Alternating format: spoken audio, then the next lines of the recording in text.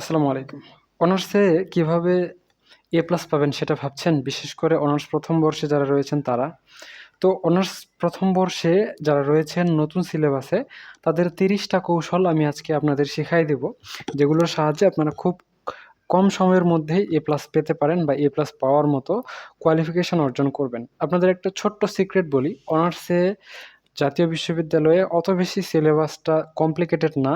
যদি ৭ দিন ঠিকঠাক মতো পড়তে পারেন, যথেষ্ট এ প্লাস পাওয়ার জন্য। তবে এই ৭ দিন আপনাকে হাড়ভাঙা পরিশ্রম করতে হবে। বাই দ্য ওয়ে, সময় আরও বেশি থাকলে এটা আপনাদের জন্য প্লাস পয়েন্ট। তবে হাতে যদি ৭ দিনও থাকে, তাও চিন্তার কোনো কারণ নাই। চলুন তাহলে দেখি সেই ৩০ টা পয়েন্ট কী, কী? আর তার আগে বলে রাখি, আমার সাথে যোগাযোগ করতে চাইলে এখানে হোয়াটসঅ্যাপ নাম্বার দেওয়া রয়েছে। আপনারা চাইলে যোগাযোগ করতে পারেন। সো অনার্সে এ প্লাস পাওয়ার প্রথম কৌশল হচ্ছে, সবার প্রথম কাজ, এটা অনেকেই করে থাকেন না, যে সিলেবাস দেখা। জাতীয় বিশ্ববিদ্যালয়ের ওয়েবসাইটে সিলেবাস পাওয়া যায়। সিলেবাসটা ডাউনলোড করেন, আপনার সিলেবাসটা সেশন সহ মিলিয়ে দেখেন। কারণ সিলেবাস কিন্তু অনেক পরিবর্তন হয়। তো সিলেবাসটা সবার প্রথমে দেখে নিলেন। এরপরে বিগত সালের প্রশ্নগুলো দেখা বা বিগত প্রশ্নগুলো দেখা। যাদের বিগত প্রশ্ন নাই তাদের নমুনা প্রশ্ন আছে। সে নমুনা প্রশ্নগুলো দেখে নেন। প্রশ্ন দেখলে উত্তর কিভাবে করবেন এবং কোন ধরনের প্রশ্ন করা হয় এবং সেই প্রশ্নগুলো কিভাবে করা হয়, এই বিষয়ে পূর্ণাঙ্গ ধারণা পাবেন। সবার প্রথমে সিলেবাস দেখার পর আপনারা নমুনা প্রশ্ন বা বিগত সালের প্রশ্নগুলো দেখে নেবেন। সিলেবাস যাই হোক না কেন, নমুনা প্রশ্ন এবং বিগত সালের প্রশ্ন আপনাকে অনেক বেশি কনফিডেন্ট করবে। যারা এ প্লাসের শিক্ষার্থী তারা অবশ্যই এটা মিস করবেন না। ৩ নাম্বার হচ্ছে প্রশ্ন বা অধ্যায় সিলেক্ট করা। সো কেন প্রশ্ন বা অধ্যায় লিখলাম? কিছু ক্ষেত্রে প্রশ্ন সিলেক্ট করা, কিছু ক্ষেত্রে অধ্যায় সিলেক্ট করা। ফর এক্সাম্পল, যদি থিওরি সাবজেক্ট হয়, সেক্ষেত্রে প্রশ্ন সিলেক্ট করলেই হবে। কতগুলো প্রশ্ন? অ্যাপ্রক্সিমেটলি বই থেকে 20% গুরুত্বপূর্ণ প্রশ্ন সিলেক্ট করলেই হবে। তো যারা বিবিএতে পড়ছেন, হ্যাঁ, তাদের ম্যানেজমেন্ট, অ্যাকাউন্টিং, ফিন্যান্স আর মার্কেটিং ডিপার্টমেন্টে আপনাদের প্রশ্ন আমরা অলরেডি সিলেক্ট করে রেখেছি। নিজে যদি এই পরিশ্রমটা না করতে চান, প্রশ্ন এবং অধ্যায় আমাদের কাছে সিলেক্ট করা আছে। আমাদের কাছ থেকে ফ্রিতেই এগুলো নিয়ে নিতে পারেন, কোনো সমস্যা নেই। বাকি অন্য ডিপার্টমেন্ট হলে আপনি আপনার ওই ডিপার্টমেন্টের বিষয়ে আমাদের জানাতে পারেন হোয়াটসঅ্যাপ নাম্বারে। যদি আমাদের কিছু বই আছে আরকি, তো সেইগুলো বইয়ের সাথে কমন হয়ে যায়, সেক্ষেত্রে দেওয়া হবে। অথবা আপনি নিজে থেকেই 20% প্রশ্ন সিলেক্ট করেন যেগুলো আপনি পড়বেন। এখন বলতে পারেন, স্যার এ প্লাস পাওয়ার জন্য কি 20% প্রশ্ন পড়লেই যথেষ্ট? হ্যাঁ, এ প্লাস পাওয়ার জন্য গুরুত্বপূর্ণ 20% প্রশ্ন পড়লেই যথেষ্ট। এর থেকে বেশি পড়ার প্রয়োজনীয়তা নেই। আর অধ্যায়ের বেলায় অধ্যায় সিলেক্ট করুন। কতগুলো অধ্যায় সিলেক্ট করবেন? 50%। একটা বইয়ে যদি 10 টা অধ্যায় থাকে, আপনি সেখান থেকে 5 টা বা 6 টা অধ্যায় সিলেক্ট করেন। একটা বইয়ে যদি 9 টা অধ্যায় থাকে, তাহলে আপনি সেখান থেকেও 5 টা বা 6 টা অধ্যায় সিলেক্ট করবেন। 50% করলেই যথেষ্ট। এ প্লাস পাওয়ার জন্য সম্পূর্ণ বই পড়ার কোনো প্রয়োজনীয়তা নেই। যারা জ্ঞান অর্জনের জন্য পড়বেন, এই ভিডিওটা তাদের জন্য না। যারা শুধুমাত্র নাম্বার পাওয়ার জন্যই পড়তে চাচ্ছেন, এই ভিডিওটা তাদের জন্যই। ঠিক আছে? সো ৩ নাম্বারটা কমপ্লিট। প্রশ্ন সিলেক্ট করেন অথবা অধ্যায় সিলেক্ট করেন। অঙ্ক সাবজেক্ট হইলে তো প্রশ্ন সিলেক্ট করতে পারবেন না, অধ্যায় সিলেক্ট করতে হবে। সেক্ষেত্রে অধ্যায় সিলেক্ট করবেন। বাকি থিওরি হলে প্রশ্ন সিলেক্ট করবেন। ৪ নম্বর হচ্ছে উত্তর কাঠামো ঠিক করা। উত্তর কিভাবে লিখবেন? এটা আগে থেকেই যদি আপনি ঠিক না করেন, পরীক্ষার হলে গিয়ে এলোমেলোভাবে উত্তর লিখে চলে আসবেন। এভাবে লিখলে আপনি পরীক্ষার খাতায় এ প্লাস তো দূরের কথা, ভালো নাম্বারও তুলতে পারবেন না। তা আপনি পরীক্ষার খাতায় কিভাবে প্রশ্নের উত্তর লিখবেন, সেই কাঠামোটা আপনাকে আগে থেকেই ঠিক করতে হবে। কিভাবে? পরীক্ষার টাইমে টেবিলে বসে ১ ঘন্টা লেখা। এখন বলতে পারেন, কখন স্যার? পরীক্ষা আপনাদের হবে ১টা থেকে ৫টা পর্যন্ত। সাধারণত এমনই টাইমে হয়। কখনো 12:30 থেকে শুরু হয়, কখনো ১টা, কখনো ১:৩০ এ শুরু হয়। জাতীয় বিশ্ববিদ্যালয়ে এ পর্যন্ত যতগুলো পরীক্ষা হইছে, সবগুলাই হয় 12:30 এ শুরু হইছে, অথবা পুরা ১টায় শুরু হয়েছে, অথবা ১:৩০ শুরু হইছে। এই ৩টার মধ্যে যেকোনো একটা ডেটে আপনাদের পরীক্ষা শুরু হয়। তো সেফ জোন হয় কি ১টা। ১টা থেকে আপনারা ১ ঘন্টা প্রতিদিন লিখবেন, হ্যাঁ? সো ১ ঘন্টা প্রতিদিন লিখবেন, হ্যাঁ? তো লিখে আপনি আ প্র্যাকটিস করবেন যে কিভাবে উত্তর লিখতে হয়। বাই দ্য ওয়ে, এইখানে আরেকটা বিষয় অ্যাটাচড করতে ভুলে গেছি। আপনার হাতে আর কয়দিন সময় আছে, সেই হিসেবে প্রশ্নগুলোকে বা অধ্যায়গুলোকে ভাগ করেন। সে টু সে, মনে করেন যে আপনার হাতে আরও সময় আছে আ কত সপ্তাহ? ৫ সপ্তাহ ধরে নিচ্ছি। তো ৫ সপ্তাহে আপনি প্রতিদিন এই যে 20% প্রশ্ন সিলেক্ট করেছেন, তার 20% প্রতিদিন পড়বেন। হ্যাঁ? তো আর হচ্ছে প্রতিদিন হচ্ছে আপনি একটা 5টা যদি মনে করেন চ্যাপ্টার সিলেক্ট করেন, সেক্ষেত্রে প্রতিদিন একটা করে চ্যাপ্টার পড়বেন, ঠিক আছে? তো সেই হিসাবে সিলেক্ট করেন যে আপনার হাতে যদি 10 দিন থাকে, তাহলে আপনি 3 থেকে 4 দিনে পুরো বইটা শেষ করতে পারবেন। মানে এই 20% বা 50% সেই টার্গেটে প্রস্তুতি নেন, ঠিক আছে? তো হাতে তো 10 দিনের বেশি থাকবে। আর যখন আপনাদের হাতে মাত্র 10 দিন থাকবে, তখন এমন না যে আপনি 3-4 ঘন্টা পড়বেন। তখন আপনাকে বেশি, বেশি পড়তে হবে। 8-9 ঘন্টা, 10-12 ঘন্টা পর্যন্ত পড়তে হবে। সো তখন 10 ঘন্টা পড়লে তো একটা বই 2 দিনে শেষ হয়ে যাবে। এর বেশি সর্বোচ্চ 3 দিন লাগবে। আর ১ম বার যদি 4 দিনও লাগে, তারপরে তো 3 দিন লাগবে, তারপরে তো 2 দিন লাগবে। এভাবে তো কমতে থাকবে। সো মনে করেন আপনি আপনার হাতে যতদিন সময় আছে, সে টু সে 40 দিন সময় আছে। তো যতদিন সময় থাকবে 4 বার যেন কমপক্ষে বই শেষ করতে পারেন। সবচেয়ে ভালো হয় যেন 10 বার বই শেষ করতে পারেন। এইভাবে আপনারা টার্গেটে পড়বেন। এই বিষয়টা আমি পরবর্তীতে বলতেছি। তো কি করবেন আপনারা? পরীক্ষার টাইমে টেবিলে বসে লিখবেন। তাহলে আপনার হাতের লেখার স্পিড ঠিক হবে এবং আপনি আরও অন্যান্য বিষয়গুলো জানতে পারবেন। কোন বিষয়গুলো? ৬ নাম্বার হচ্ছে বানান ঠিক করা। অনেক শিক্ষার্থীরই বানান ঠিক নাই, বানানের মাত্রা ঠিক নাই। কোন বর্ণের উপর পূর্ণ মাত্রা হবে, কোন বর্ণের উপর অর্ধমাত্রা হবে, কোন বর্ণের উপর মাত্রা হবে না, কোথায় দীর্ঘকার হবে, কোথায় রুসুকার হবে, কোথায় ঋষিকার হবে, কোথায় দীর্ঘিকার হবে। এ এইগুলো শিক্ষার্থীদের ভুল হয়। এই টাইপের ভুল হলে নাম্বার কমে যায়। নাম্বার কমে যায়, এ প্লাস পাবেন না। এমনিতে আপনার ফার্স্ট ক্লাসও পাইতে পারেন, সেকেন্ড ক্লাসও পাইতে পারেন, পাসও হয়ে যেতে পারেন। তো আপনার টার্গেট যদি এ প্লাস হয়, তাহলে বানান কোনোভাবেই ভুল করা যাবে না। নরমাল স্টুডেন্টদের জন্য এই ভিডিওটা না, আমি আবারও বলতেছি, যারা শুধুমাত্র এ প্লাস এবং এক্সিলেন্ট টাইপের রেজাল্ট করতে চায়, তাদের জন্য এটা। এরপরে বড় খাতায় লেখা। কেন? আপনার অনার্সে যে খাতা দেওয়া হবে, সেই খাতার দৈর্ঘ্য হচ্ছে 12 ইঞ্চি আর প্রস্থ হচ্ছে 10 ইঞ্চি, মানে অনেক বিশাল। সো এত বড় খাতায় আপনি লেখার প্র্যাকটিস করবেন। মার্জিন মনে করেন 1 ইঞ্চি দিলেন, তাও তো দৈর্ঘ্য 11 ইঞ্চি হবে আর প্রস্থ 9 ইঞ্চি হবে। সো আপনি এমন খাতায় লিখবেন যেই খাতার দৈর্ঘ্য 11 ইঞ্চি এবং প্রস্থ 9 ইঞ্চি। ওই খাতায় আপনি কমপক্ষে 18টা লাইন, এরকম সোজা, সোজা লাইন, সর্বোচ্চ 21টা লাইন লিখবেন। 18'র কম হলে মনে করবেন যে পাতলা হয়ে গেছে, 21টার বেশি হয়ে গেলে মনে করবেন ঘন হয়ে গেছে।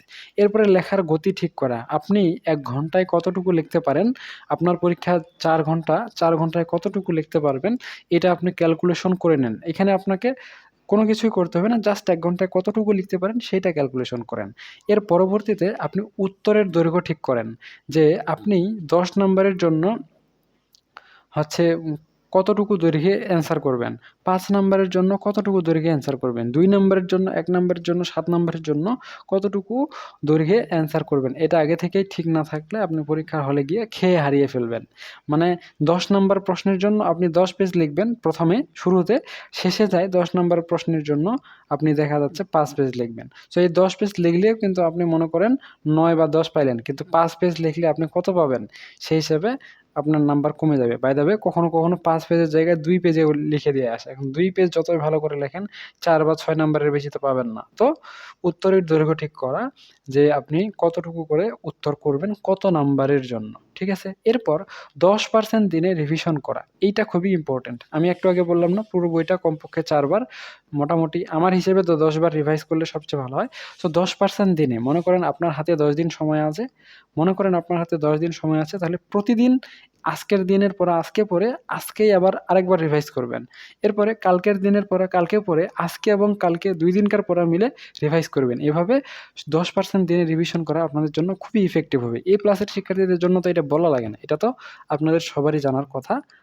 এরপরে ১১ নম্বর মোবাইল ডিস্ট্রাকশন থেকে দূরে থাকা। এখন মোবাইল ডিস্ট্রাকশন থেকে দূরে থাকলে সাপোর্ট কিভাবে পাবেন? শুধু প্রয়োজনে মোবাইল ব্যবহার করা, Facebook, YouTube বা ফালতু সময় একদমই আপনাকে স্পেন্ড করা যাবে না পরীক্ষার একদমই শেষ সময়ে। এরপরে ধারাবাহিকতা রক্ষা করা। এতদিন আপনারা ধারাবাহিক সিস্টেমে উত্তর করেননি বা উত্তর করার প্র্যাকটিস করেননি। এতদিন আপনাদের সেই অনুশীলনটা ছিল না। কিন্তু অনার্সে আপনাদের ধারাবাহিকভাবে লিখতে হবে। অর্থাৎ ১ এর পরে ২ লিখতে পারবেন, ৩ লিখতে পারবেন। এরপরে ৬, ৭, ৯, ১১, ১২ এভাবে আপনি উপর থেকে নিচে নামতে পারবেন, কিন্তু নিচ থেকে উপরে যাইতে পারবেন না। অর্থাৎ অনার্সে আপনাদের নতুন অনুশীলন, নতুন লেসন হচ্ছে যে আপনাকে ধারাবাহিকতা রক্ষা করতে হবে। উপর থেকে নিচে নামতে পারবেন, নিচ থেকে উপরে উঠতে পারবেন না। এখন কখনো, কখনো প্রশ্নের উত্তর যদি না পারেন, সেক্ষেত্রে কী করবেন? এই বিষয়টা আমি পরে আলোচনা করতেছি। আপাতত আপনারা জেনে নেন যে ধারাবাহিকতা রক্ষা করতে হবে অনার্সে। এটা পরীক্ষার সবার প্রথমে যে প্রশ্নটা রয়েছে, সেই প্রশ্নে মেনশন করে দেওয়া থাকে। এরপরে ১৩ নম্বর হচ্ছে প্রাসঙ্গিকতা যাচাই করা। এই যে আপনি ১ ঘন্টা করে প্রশ্নের উত্তর লিখলেন, বিভিন্ন কিছু লিখলেন। এখন কোন প্রশ্নের উত্তর কি লিখছেন, সাথে, সাথে আপনি নিজের খাতাটা নিজে কাটলে কিন্তু বুঝতে পারবেন না। সো ৩-৪ দিন পর আপনি ৩-৪ দিন আগের খাতাটা দেখবেন, প্রশ্ন দেখবেন এবং উত্তর দেখবেন যে প্রাসঙ্গিকতা হইছে কিনা। অনেক ক্ষেত্রেই প্রাসঙ্গিক উত্তর হয় না। সো আপনারা নিজে থেকেই এটা যাচাই করে দেখবেন যে প্রাসঙ্গিকতা ঠিক আছে কিনা। আর যদি নিজে থেকে না পারেন সেক্ষেত্রে প্রশ্ন এবং উত্তর লিখে আমার এই WhatsApp নম্বরে পাঠায় দিবেন। দিয়ে বলবেন, "স্যার আমার দেখেন উত্তরটা ঠিক আছে কিনা এবং প্রাসঙ্গিকতা ঠিক আছে কিনা।" আমি আপনাকে ২-১ মিনিট সময় আপনাদের পিছনে দিয়ে আপনাকে অ্যান্সার দিয়ে দেব। এরপরে কাটাকাটি বন্ধ করা। অনেক শিক্ষার্থীকে দেখি অনার্সে কাটাকাটি করে। অনার্সে কাটাকাটি করাটা শোভনীয় নয়। তাই যেন কাটাকাটি না হয় সে বিষয়টা খেয়াল রাখবেন। এরপরে কালার পেন যারা ইউজ করতে চান বা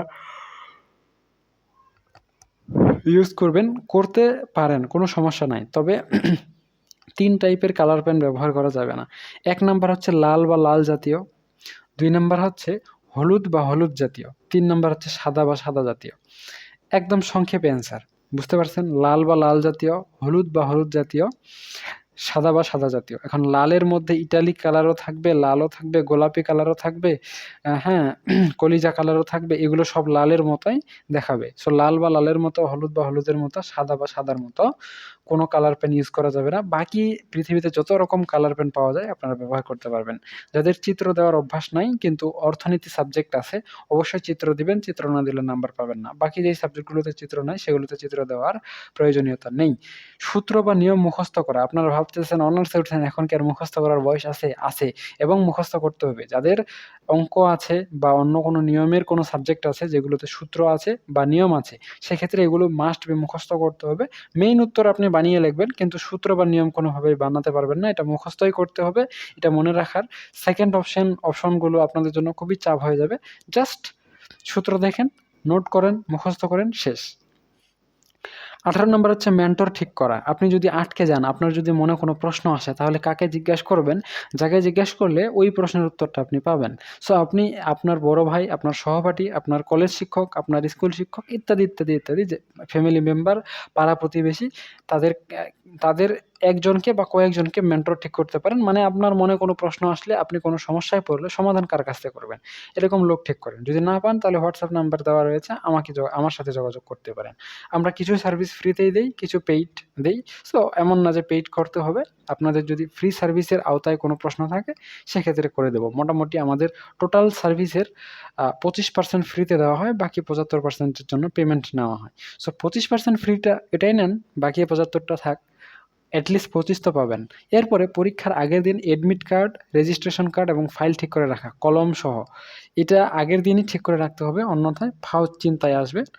আর আরেকটা বিষয়, সেটা আমি হয়তোবা নিচে লিখিনি, সেটা হচ্ছে এডমিট এবং রেজিস্ট্রেশন এগুলো ফাইল তো ঠিক করে রাখবেন। এগুলো কখনো, কখনো আপনার হারিয়ে গেলে বা নষ্ট হয়ে গেলে ফটোকপি দরকার হয় ইনস্ট্যান্ট পরীক্ষা দেওয়ার জন্য। তাই দরকার না থাকলেও এডমিট এবং রেজিস্ট্রেশন কার্ড ফটোকপি করে রাখবেন এবং কয়েকটা জায়গায় রাখবেন। মানে ২-৩ টা কপি করে রাখবেন। দরকার না হলেও এডমিট এবং রেজিস্ট্রেশন কার্ড অবশ্যই কি করবেন? ফটোকপি করে রাখবেন। মনে করেন কোনো কারণে হারিয়ে গেল আপনার অরিজিনালটা। এখন পরীক্ষা দিতে গেছেন, হঠাৎ করে অরিজিনাল হারিয়ে গেলে সরাসরি আপনাকে পরীক্ষা দিতে দিবে না। সেক্ষেত্রে এটলিস্ট ওই পরীক্ষার জন্য আপনাকে ফটোকপি দিতে হবে। তারপরের পরীক্ষাতে আপনি আবার নতুন করে তুলতে পারবেন। তো ইনস্ট্যান্ট সমাধানের জন্য এডমিট এবং রেজিস্ট্রেশন কার্ডের ফটোকপি অবশ্যই করবেন। পয়েন্ট হিসেবে লেখা। আপনি ৪ নাম্বারের উত্তর করবেন, তো কয়টা পয়েন্ট দিবেন? ২ টা, ৩ টা বা ৪ টা? তো কয় নাম্বারের জন্য কয়টা পয়েন্ট দিবেন এটা আগেই ঠিক করে রাখবেন। পয়েন্টগুলো খুবই গুরুত্বপূর্ণ।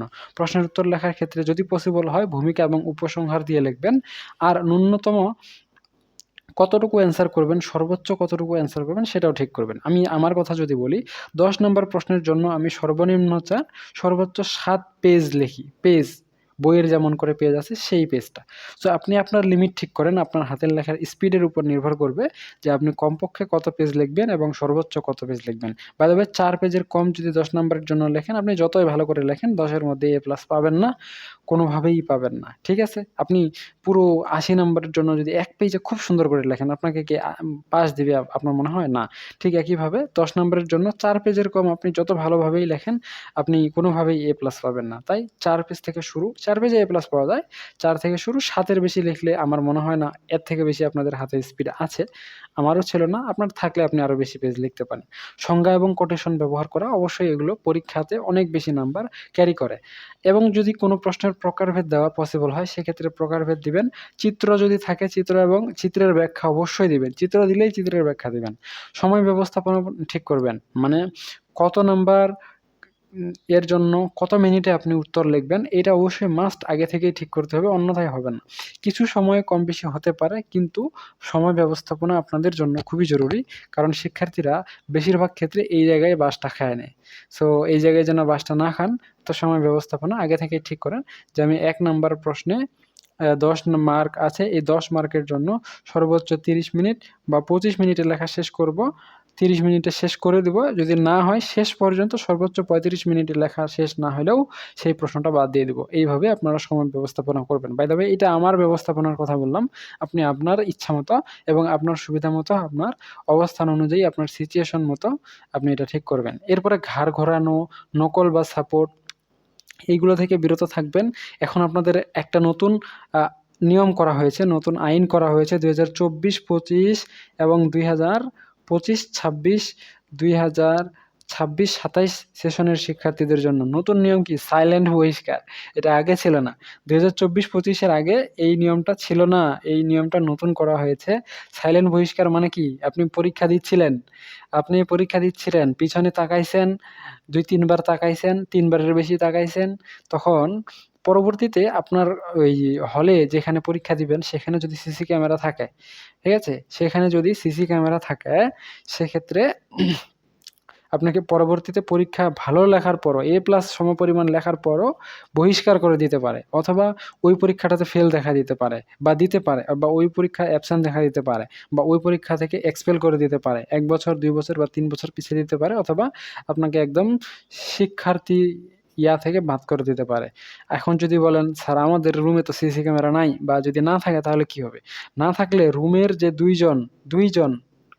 জন শিক্ষক থাকে, 2 জনে যদি একসাথে 3 বারের বেশি দেখে, সেক্ষেত্রেও আপনি পরবর্তীতে সাইলেন্ট বহিষ্কার হয়ে যাইতে পারেন। তো এই নিয়মটা শিক্ষার্থীদের জন্য একটু চাপ হয়ে যাবে।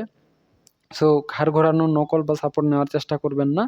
সিসি ক্যামেরা থাকলে তো 100% সাইলেন্ট বহিষ্কার হয়ে যাবেন, যদি আপনি এই টাইপের চিন্তাধারা করেন। কারণ এখন বলতে পারেন, স্যার সিসি ক্যামেরাগুলো কি ম্যানুয়ালি চেক করবে? বিষয়টা এমন না। এখন AI ক্যামেরা আসছে, এখন আর এগুলো ম্যানুয়ালি চেক করতে হয় না। AI ক্যামেরাতে যারা ঘাড় ঘোরায়, বিভিন্ন খাতায় ওই টেবিলে লিখে রাখে, তাদেরকে অটোমেটিক ডিটেক্ট করতে পারে। সো আপনি এই বিষয়ে খুবই সতর্ক অবস্থান করবেন। আপনার এই ঘাড় ঘোরানোর জন্য যদি পরীক্ষা 1 বছর পিছিয়ে যায়, সেক্ষেত্রে কিন্তু একটা বছর আপনার নষ্ট হয়ে যাবে, সাথে যেই পরিশ্রমটা ছিল এবং টাকা খরচ করেছিলেন সেটা। এখন 29 নাম্বার প্রশ্ন হচ্ছে লাস্ট টিপ, সেটা হচ্ছে সর্বোচ্চ উত্তর করা। আপনার 80 নাম্বারের পরীক্ষা হবে। 80 নাম্বারের পরীক্ষাতে আপনি পারেন আর না পারেন, সর্বোচ্চ অ্যান্সার করবেন। এখন আমি যে একটু আগে বললাম যে ধারাবাহিকভাবে উত্তর করবেন, মনে করেন 1, 2, 3 এই 3টা প্রশ্ন আছে। আপনার 1 হবে, 3 হবে, 2 হতেও পারে, নাও হতে পারে, অত ভালো হবে না। সেক্ষেত্রে কি করবেন? সেক্ষেত্রে 2 এর জন্য ফাঁকা রাখবেন। কতটুকু ফাঁকা রাখবেন? ওই যে বললাম, সময় ব্যবস্থাপনা করবেন যে কোন প্রশ্নের জন্য কতটুকু অ্যান্সার করবেন। আচ্ছা, ফাঁকা রাখে যদি পরে উত্তর দিতে না পারেন, জাস্ট লিখে দিবেন পেজ টার্ন ওভার, PTO। ঠিক আছে? জাস্ট এটা লিখে দিবেন, অথবা পুরো পেজটা এভাবে একটা ক্রস দিয়ে কেটে দিবেন। আর কোনো কারণে যদি ওএমআর ভুল হয়ে যায়, তাহলে কাটাকাটি করবেন না। মনে করেন 2টা ঘর পূরণ করে দিয়েছেন, কোনো সমস্যা নাই, কাটাকাটি করার কোনো দরকার নাই। বা লিখতে গিয়ে 5 এর জায়গায় 7 লিখে ফেলেছেন, কোনো সমস্যা না। ওইটাকে মনে করেন এখানে 5 এভাবে লিখছেন, এখন এখানে 7 লেখার দরকার। জাস্ট কি করবেন? এভাবে 7 লিখে দিবেন। লিখে দিয়ে বৃত্ত ভরাট করে দিবেন। কাটাকাটি করার কোনোই প্রয়োজনীয়তা নেই এবং করবেন না। এতে আপনাদের অসুবিধা হবে। তো 19 মিনিটে আমি 30টা পয়েন্ট আপনাদের আশা করা যায় বিস্তারিত ব্যাখ্যা দিতে পেরেছি। এরপরও যদি আপনাদের মনে কোনো প্রশ্ন থাকে, অবশ্যই আমাদের জানাবেন। আজকে এ পর্যন্তই। ধন্যবাদ।